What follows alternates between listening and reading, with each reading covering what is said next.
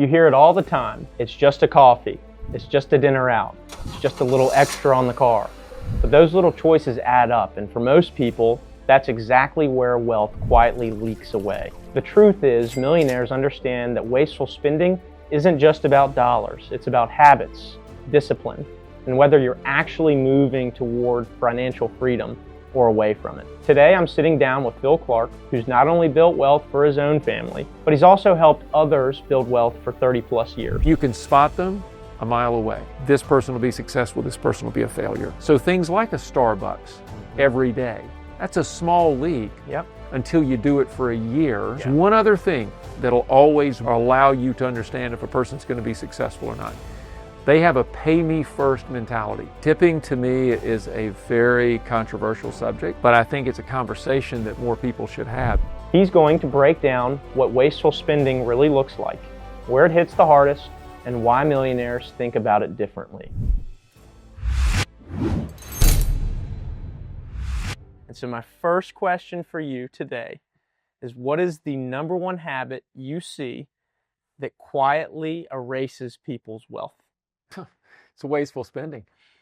Yes, it is. Phil, that leads me directly into the second question, and that is, what's the sneakiest way people waste money without realizing it? If all I could do is give you one thought, I think the sneakiest way is people just aren't paying attention. They're not budgeting, and I like to call it leaks. Mm-hmm. And so when we used to do analysis in companies, the thing that we always looked for was profit leaks. Well, in the personal world, in personal finance, it's money leaking all the time. Yep. And no one's paying attention. When you hear wasteful spending, to you, what does that mean in real life? You've heard me say this a lot, and I tend to put things in categories. Mm-hmm. And there's really two. There's required expenses. You've got to spend a certain amount of money to live and survive. And there's desired expenses. And I think it's pretty easy to put every expense that anyone will have throughout their life into those two columns, required, desired. Mm-hmm. And so those leaks tend to happen when we have desired expenses, and particularly when we confuse them with required. They will create required expenses that are really desired, Mm-hmm. and they do it not because they're hoping no one will notice. They're doing it to justify it with themselves. Yeah. Right? They want to make it okay, and so they will somehow, they will come up with some reason to bump it into that required column when it never belonged there in the first place. Nope. But they do it. I think, I'm a transparent person. I think I've been guilty of that. I think we all have. I think we probably. I know I have. Oh yeah. I know for I've sure, been. for I'm sure. totally guilty. You know what? That's not a desired expense. That's required. I have to have that. I talked to someone, Spell, it's been a long time ago, but we were talking about required, desired, Mm-hmm. and we've used that phraseology for years. And we were talking about their cable, and they had the NFL package, and I, for 10 minutes, listened to them justify why that is a required expense. Mm-hmm. And I finally looked at them and said, unless the NFL package or any cable package gives you sustenance, unless you can't live without it. Yeah. And there's no justification when you say that you can't live without it. That's just an out and out lie, Mm-hmm. right? That's completely false. If you can't do that or you don't need it to sustain yourself, it's desired. It doesn't fall into the food, shelter, and health expense category. Way. No way. So you have to get honest with yourself. Yeah. Right? We all have to be honest with ourselves. And when we're not, it's easy to either eliminate the columns and just have all your expenses in one column or one bucket. Yeah. Or you get really honest with yourself and you realize, if I'm going to become wealthy, if I'm going to be a good steward of my money, and I'm going to have money for a rainy day, and I'm going to get through life without having to worry about where the next meal is coming from or who I'm going to borrow money from to get through, Yeah. which is that's another video in itself. But Yep.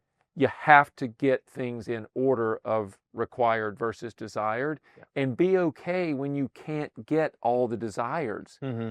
You might get them later. You might have to wait a minute. That's right. But just don't be okay with always getting it moved over from desired to required. That's really when the leaks start to happen. That's when that wasteful spending starts to happen. It does. It's quiet. Is there a particular age group you see blowing the most money? And if so, why? Yeah, it's not a particular age group. Now, I do believe if we were to dig into the stats, Spell, we would find that every age group from, the 20s, the 40s, if you will, so 20s up to around 35, 40, and then your 40s to 50s, maybe even 60, and then your retirees, you'll find that all of them have habits of spending. But I think if I had to point to one group that tends to spend more, it's generally the younger ones, in the 20s and 30s, because they haven't yet learned the real consequences of what that spending looks like. Right. And particularly if they have a family that can support their spending, they sometimes learn really late in the game. That is true. Now, the other place that I see it, and I don't get frustrated with it anymore, but I often wonder, how can I get these families to listen and to see it a little differently?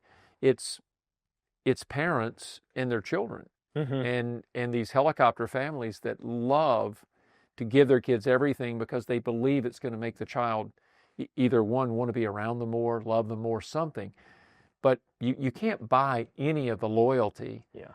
What you can do is cost yourself a lot of money, and the child, they're probably going to get over it pretty quick anyway. They're not going to love the toy or the thing that you bought them anyway. In a couple of weeks, you're going to want something else. But I think a lot of times people go through that phase of life and they think they've got to give their kid everything, if for no other reason is to keep up with their next door neighbor. Yep. So but there's just so much frivolous spending, Spell, across every age group. Yeah. It's not just one. When you say helicopter family, what do you mean? Well, just throwing the money out, Yeah. like it's going out of style. If you just think of a propeller on a helicopter, it's just sending, waves of air everywhere. And same way with money, they're just pitching it everywhere. And the hope is that they win curry favor, or that they get something out of it. Sometimes I think the parents do it because they're living vicariously through the child. Maybe they are. There's probably all kinds of reasons. But when you talk about where do I see a lot of that wasteful spending, if there's a particular age group, I really think it happens across all of them. I see people that are 60, 70-year-olds, 75 years old that we work with, Spell, and they spend money wildly on their grandkids, for example. True. And I get it.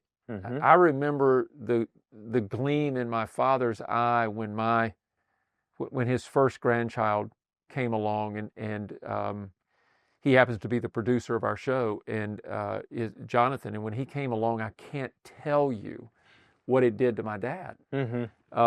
You would have thought literally that a savior was born. Wow. He just it just took him into a different place. Now he had other grandchildren. Eventually there was plenty, but that first one, I saw something in him that I'd never seen. So I think a lot of that happens. Yeah.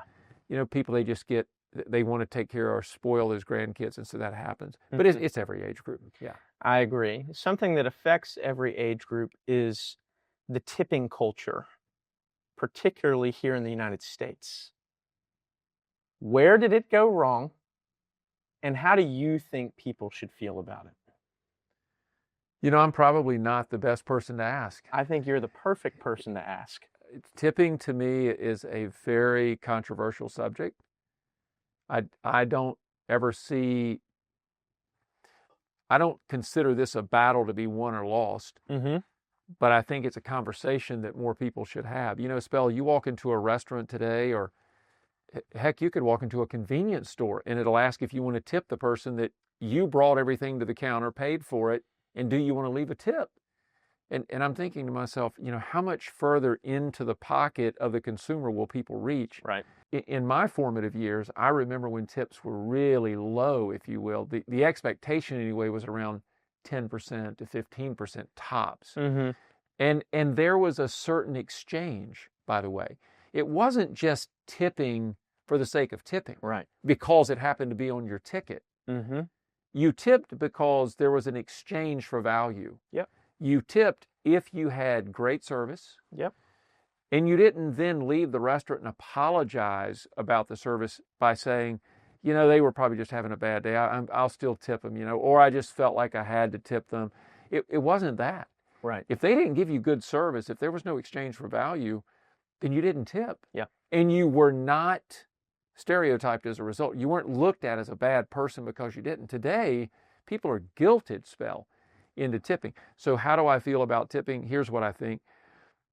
Whether it's 20% or 25 or 30, which by the way, on receipts now, I know you've seen this, when you get your ticket at the restaurant or your check, it can be 30%. Oh yeah. Right? It's just built in there and they just hope you sign for that. Yep. But I think when I go to a restaurant or anywhere that asks me for a tip, I want an experience.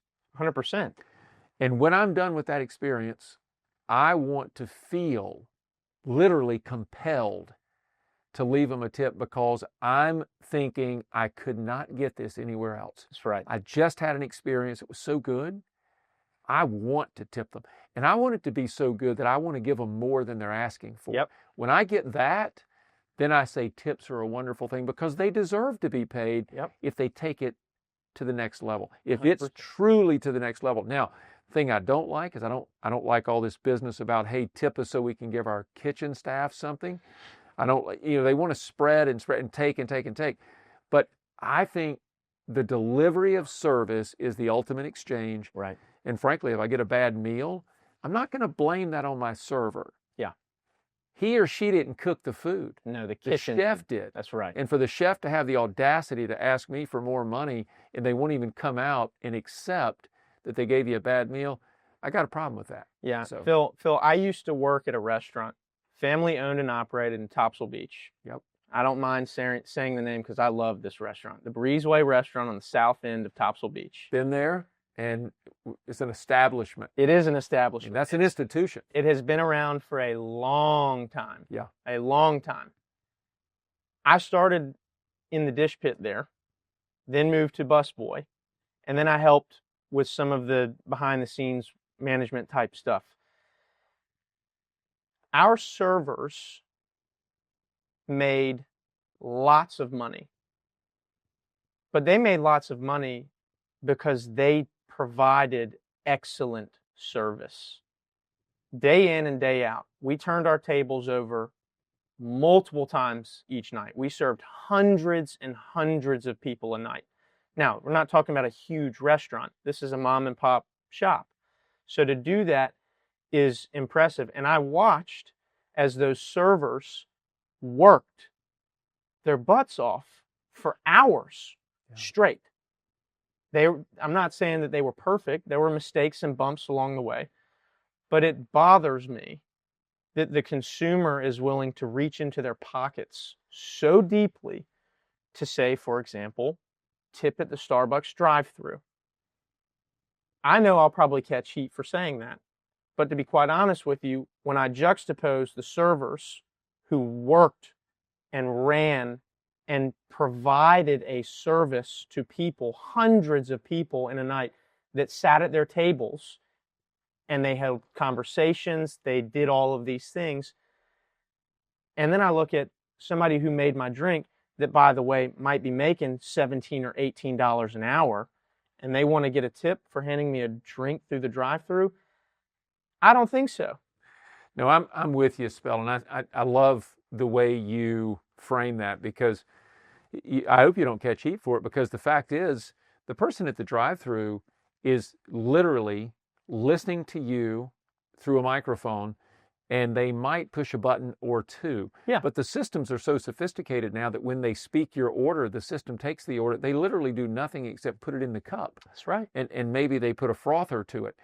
That's it. Yeah. There's nothing there. Why tip them? Why not let Starbucks, who's making billions and billions of dollars, let them pay their people the right amount? If they're so worried about people not getting paid, and they're always talking about this in the news, let them pay their people, because they're charging you $4 for a cup of coffee. Yeah. Don't get me started on that. $3.84 for a venti is ridiculous. I agree. It's crazy. So no, I'm not tipping them.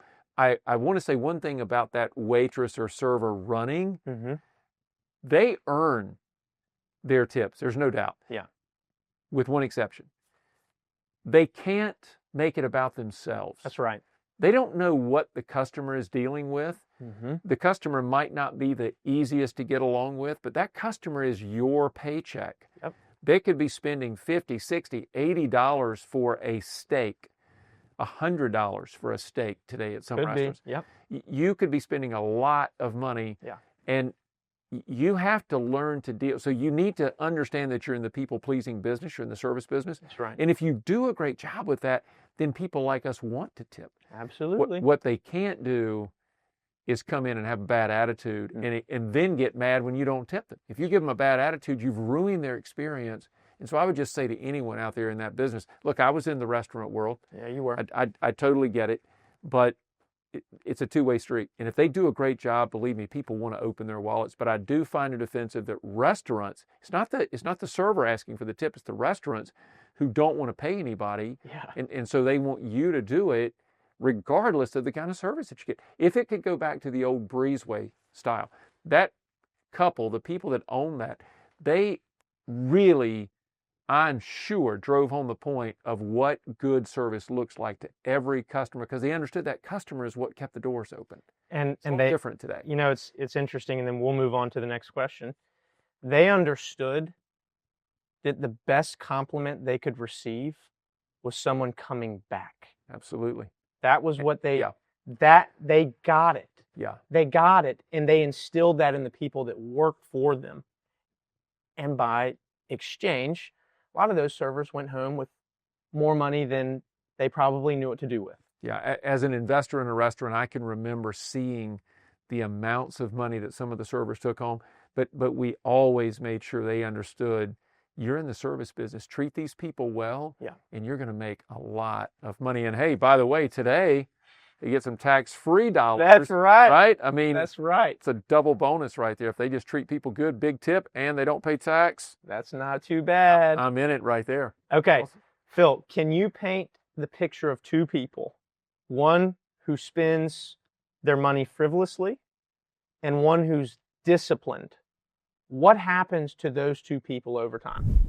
We'll get right back to today's show, but first I'd like to ask you a quick favor. If you're enjoying this episode, hit that like button and make sure that you're subscribed to our channel so you don't miss what's coming next. And hey, if something in today's episode has you wondering about your own financial plan, why not get a second opinion? Visit OmniStarFinancial.com to schedule a consultation with one of our team members. It's quick, it's easy, and it could make a huge difference in your financial future. Now, let's get back to the show. Take two people that are similar age, similar income. They have all of basically the same opportunities. Mm-hmm. So either one of these can turn out really wealthy. Yep. All right, so the one that is being careful with their money, that person is, they understand a budget.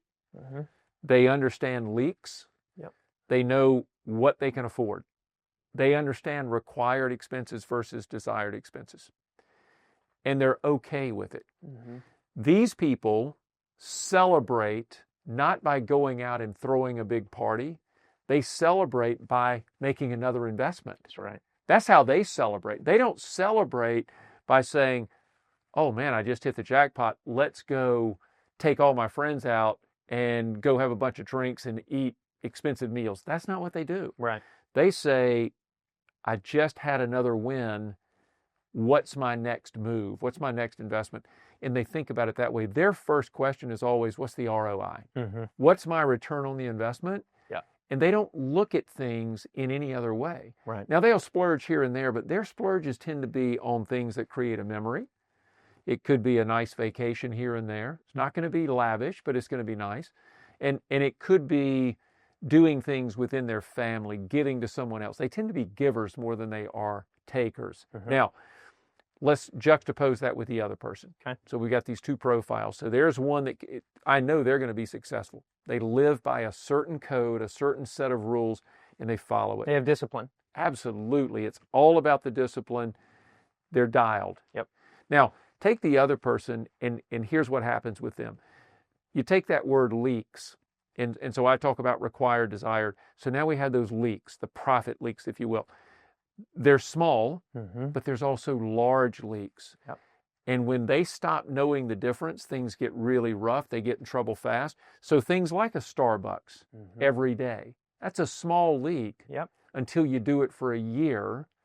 And you've all of a sudden added not just the venti, but maybe a little bit of food that really sucks at Starbucks, by the way.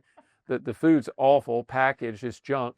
But you take that, you got $10. Yeah. So you do that every day, $50 a week, 50 weeks, you've spent a couple $1,000. That becomes a pretty big leak. But here's where the leak gets really bad. Yeah. It's every time they turn around, they need a new iPhone. Got to get the latest and greatest. Yep. And they also need to keep the latest and greatest car. So they want to trade cars every 1 year, 2 years, 3 years. But all of those things become really, really large leaks. Yeah. And before they know it, they are spending way beyond their means. And if not beyond, up to. And so they're not saving anything. There's one other thing that'll always mark or allow you to understand if a person's going to be successful or not. They have a pay me first mentality. They save into their buckets for retirement or other specific goal-oriented buckets. They save there first before spending on anything required or desired. So it's a pay me first mentality, which I think is brilliant. Yep. And the other people, the ones that will fail, that other profile is more of a pay me last. It's, I want to have fun. I want to buy all the stuff so that my buddies will see me as someone special and someone that's really on top of it, that has plenty of money. And they'll save last, which sometimes never happens. Those are the ones that are never going to be successful. And you can spot them a mile away. You can look at their lifestyle, you can look at their habits, and it doesn't take much for you to understand this person will be successful, this person will be a failure. A lot of us feel, a lot of the viewers in particular feel like the system is designed almost against them. And that, I'm speaking about social media and the ads on social media and how they're designed by professionals to get you to spend immediately.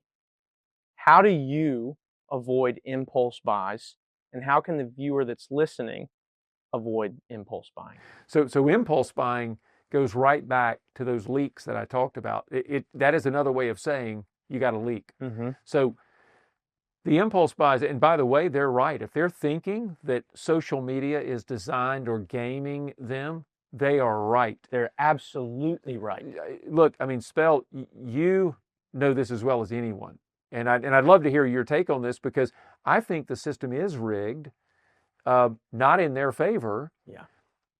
It's designed to say the things that they are going to respond to. These people are experts. They're brilliant. Oh my goodness. Best marketing you'll ever find. And these people know how to do it. And the algorithms put the stuff right in front of the person that is most likely going to act on that ad. Yeah. And so, yes, I think the system is designed for that. But remember, Spell, we live in a country that is more service-based, and a country that is all based on consumer spending. They have to get the consumer to spend. That's what happens. So without it, we don't have a growing economy. Right. So yes, it's gamed or rigged to really hit their weaknesses. And the unfortunate part is, once, and the advertisers know this, once that person starts watching their friends do it, they begin to espouse the same behavior. That's right. And they start doing the same thing. And before you know it, they're buying all these things. Now, how do I avoid impulse spending, and how can anyone avoid it? Well, it's not that hard. No. Now, here comes a simple answer that no listener is going to necessarily love. Well, the first thing is turn off the social media. I've done that. Right? Just turn it off. You have full control of your phone. Yep. Turn it off. Yep. Turn off the computer, turn off the social media ads. Stop. If it's causing you that much consternation or that much anxiety and you're spending and you're blowing all kinds of money, just turn it off. Yep. Turn off Google, turn off Amazon, turn off eBay, Turn off Instagram, turn off Facebook, Yeah. turn off X, TikTok. turn it all off. Get rid of all of it. Turn it off. Because every day you're getting inundated with so many ads, and all those ads generally come with something to be purchased. That's right. Now, one other thing. I would say that one of the other leaks that so many people miss, and this one, believe it or not, everyone out there is probably guilty of this. It's not knowing what you forgot to turn off that you intended to turn off. Great point. And people don't do it. Great point. For years, people will allow these subscriptions to sit. They're not using them. Thank the Lord. I have a wonderful wife who's a CPA, and man, she watches it like a hawk. Yeah. And occasionally she'll come in and say to me, hey, you know what, you didn't cancel that subscription? Do it. And it's not a will you do it? She throws it in front of me and says cancel. And I do it. And thank goodness she does that, because we could be guilty of the same thing. But it happens to a lot of people. So I just say turn off the social media, and don't forget those subscriptions that you're no longer using. Turn them off. Good and by advice. the way, if you're paying $200, $300, $400 a month for cable or for any kind of TV viewing, or you got multiple subscriptions, you need to check yourself on that. Turn that stuff off. How much TV can you watch? That's rhetorical. That's 100% rhetorical. I mean, how much do you watch? Not a ton. Yeah, neither do I. And when I do, I want it to be educational. I want something that's going to really help me grow so I can be better at whatever I do, whether that's making more money or whether that's being good to other people. Whatever it is, I want to learn. I don't want to just watch idle television. No. Right? There's nothing good in that. And pay for it? That's no good. Phil, millionaires waste money too, but they waste money in different ways. What are 3 things they choose to spend on, and why? And I think maybe you've already alluded to this with one of your answers, but maybe think about some other ways.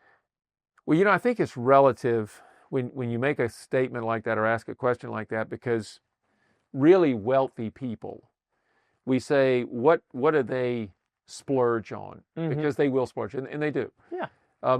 For example, you might go to the local airport and see a very wealthy person with a personal aircraft, and people say, wow, look at that splurge.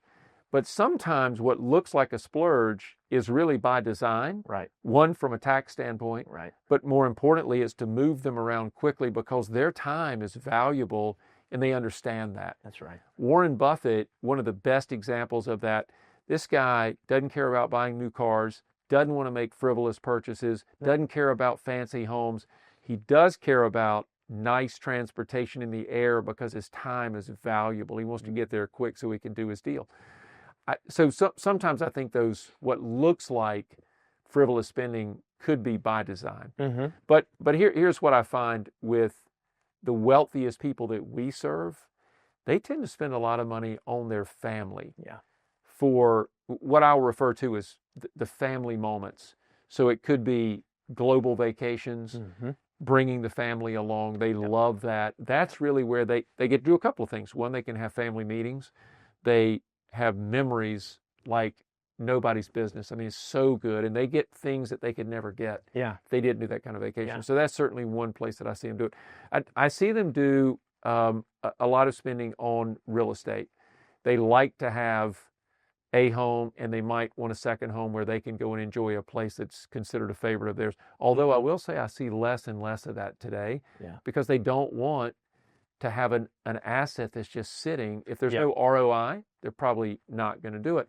But the really wealthy people, they will splurge on things with ROI. So whether it's family spending, they will also spend on helping to educate the family. So they're big into spending dollars on things like college education for their grandkids. So that's a big deal to them. And they love to give. So they're tithers, or they tend to be very philanthropic, and they make a lot of gifts. I wouldn't say that they spend too frivolously. Now, there are those that do, of course, but by and large, when they give something that's meaningful to them, that in their opinion matters. Yeah. It's really how the wealthiest people tend to look at it that way. They're not just blowing money for the sake of blowing it. They don't need tons of collectibles or watches or 40 cars in the garage. Plenty of them do that. But the average millionaire, the way they got there was being careful with their money, being frugal, if you will, not a miser per se, but being frugal, and they stick to that. Yeah. And it works. Phil, when is it okay to spend money? When is it okay to buy the $3.65 coffee or upgrade the car? When is it okay to do those things? You know, here's a simple way that I've looked at it for pretty much all of my career, Spell. Mm-hmm. And I think that most of us around OmniStar talk about it this way. Yeah. I think there are 3 distinct parts to building and keeping and eventually transitioning wealth. One is you have to understand what it is that you're trying to accomplish. So you've got to know what you need to be saving, how much you're going to save, and that your ratio of saving to spending doesn't get out of whack. Mm-hmm. All right. So one, let's make sure we're filling those buckets. Generally, there's retirement buckets. We want to fill those. Yeah. So the required buckets we need to fill and the savings buckets we need to fill. And then Spell, when we get past that, investing in other businesses or whatever it might be, whatever the discretionary money is that's left after we've covered all the things that matter as it relates to reaching our goals and our objectives, whatever those are, you then end up with surplus. And whatever that surplus is, I tell people, I know you've heard me say it, I don't care if you burn it. Strike a match to it. Strike a match. Do whatever you want to do. I don't recommend that. Actually, don't do that because that's a felony. That's defacing money. Don't do that. You can't do that. Yeah, don't do that. That's a good point. Yeah. So strike that. Don't burn the money. But in all seriousness, you do whatever you want with it at that point. Yeah. I don't care if you buy Starbucks or any other coffee, whatever you want. As long as you've been prudent with the things that matter and you're on track, which means, by the way, you've got to track it.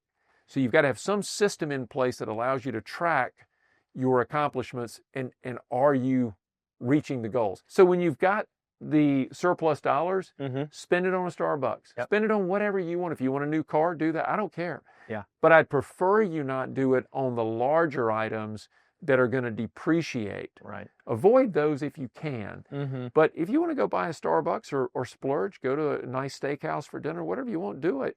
And invite me. I'll come with you. You can buy my dinner as well. I'll come along too. Phil, these episodes are a lot of fun. And I just want to encourage all of our viewers that if you enjoyed the episode and you found value, we encourage you to share it with others. We encourage you to subscribe to our channel, leave us a comment. And until next time, we'll see you on We're Talking Money.